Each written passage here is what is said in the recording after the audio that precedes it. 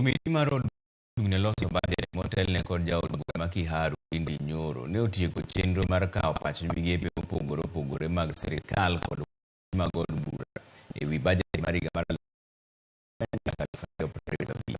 E kinde jaod bura ma David Ochieng owuok chung' mosuo kod migawo mar omenda kuom keto omenda mag dongruok e gwenge mag Masawa kod hoho mar Okak kendo e gwenge mamoko kaonti Gombo. Remember Kasi East Masuba no Odhiambo bende migawo mar thieth kod somo omenda keto omenda mag chenro mag pidho yien.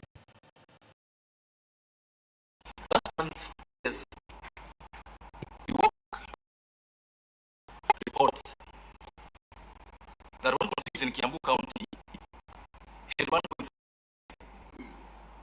allocation to roads. Siaya County had 10 million. And this is two cases.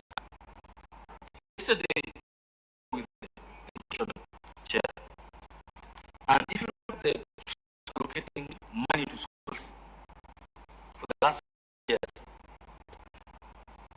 60% of money was sent or then the remaining is shared among the remaining, out of the country. Zero